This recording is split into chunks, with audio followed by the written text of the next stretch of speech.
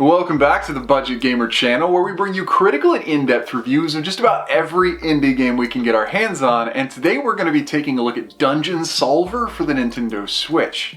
And if you're thinking, man, that is just one really classy title, then I've got good news, because there was as much thought put into that title as there was put into the actual game itself. And so diving straight into the story of Dungeon Solver, well, you just kind of don't get one. So if you're looking forward to one, sorry, there is no story, there's no background, there's no scenario, there is merely dungeons to solve. And if you're wondering, how does one go about solving a dungeon? Well, I'm here to tell you how. More or less in Dungeon Solver, the complete objective of the game is moving your character pieces to the game's exit. And should you successfully do so with no losses and no attrition rate, then you have solved the dungeon. However, while early dungeons may simply have one hero and one enemy and one exit, as you move into the games, they do get slightly more complicated, having more secluded dungeons, certain dungeon rooms that isolate your characters, and possibly keys to find to unlock doors, toggles to flip to open hidden areas of the floor, or even certain darkly lit rooms that only allow you to see what's immediately in your perimeter. But what makes Dungeon Solver a little bit more difficult than just hitting the arrow keys to move your dungeoneering hero from the starting point to the exit is the fact that this is actually more like a turn-based strategy game. For every single turn in the game, you'll have to select your character, move your character, select your other character if there are any more, and then allow each of the enemies in the dungeon to take their turn.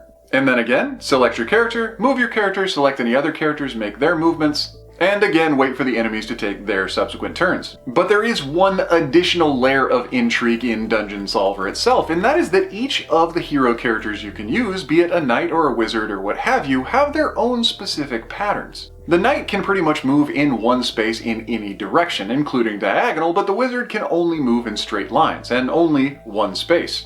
And while the knight can attack any enemy in any direction, the wizard can pretty much only attack in diagonals. And so there may be a bit of strategy involved in how to navigate each of your different heroes to the exits from different sides of the dungeon. Dungeon Solver is overall a fairly simple game, and is said in the eShop description to be a little bit more reminiscent of checkers. And this carries out more in the game's combat system.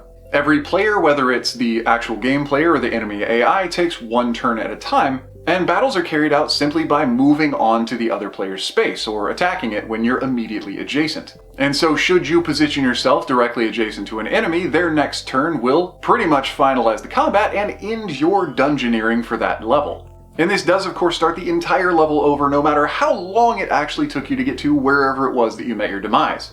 Graphically, Dungeon Solver is just as simple as its actual gameplay. And so in that sense, it's probably not one of its biggest draws. And the audio as well is fairly limited, just to be painfully honest. So it's probably best if we just move on to the game's critiques. Dungeon Solver is a very straightforward puzzle game, and in that right, it does get some praise. But there are so many things about how the game is actually carried out that just are kind of abrasive.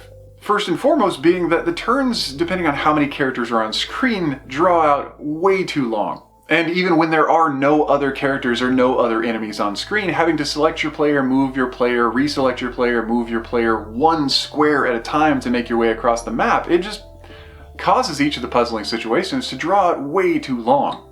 Another potential critique for Dungeon Solver is that unlike most other puzzling games that are both straightforward and basic, they typically have a bit of a rewind function, or some sort of way to get you out of a trap or a sticky situation so that you can continue solving the exceedingly long puzzle without the punishment of having to completely start over. And so in Dungeon Solver, even some of the earliest games of its 60 different puzzles can take several minutes to complete, having to start completely over because of a single misstep or experiencing a new thing that you hadn't encountered before is a bit undue as far as punishment's concerned. But as one of the game's final critiques, one issue is actually more with a bit of player quality of life. When playing Dungeon Solver, you'll have to manipulate several different heroes starting off at different ends of the map and monitor multiple enemy movements. And so it only makes sense that you'd be able to see the entire gaming screen at any given time. Unfortunately though, that's not actually the case, and even with the ability to zoom out, you are rarely able to see the entirety of any of the larger maps. And this also can add to a little bit of the drag on the pace of the game because the panning function is also pretty slow. And so in sum total, I'd have to say, if you are a puzzle gaming fan, just looking back at my own personal experience with Dungeon Solver, even for the sale price of about 60 cents, there are so many other puzzle games on the eShop that would probably be a better investment of your time. And so if you are looking for an indie game puzzler, anything from Baba Is You, Warlock's Tower, or even Death Squared if you're looking for some better graphics, would probably go a long way in scratching that puzzle game itch. And if you're looking for an extreme challenge, you may want to check out Filament, which we actually reviewed just about 2 weeks ago. But anyway, that does about wrap up the review of Dungeon Solver now on the Nintendo Switch, so if you enjoyed the review, or especially if you found it helpful, feel free to throw us a like or a comment, show your support, and don't forget to click that little bell icon when you subscribe to stay updated with the latest content. Because there are new and unique indie games coming out literally every single day, and so whether it's an easy hard pass or an absolutely unforgettable gem, chances are if it's on the Switch, you're gonna find out about it right here. But anyway, this has been The Budget Gamer, so as always, thanks for watching.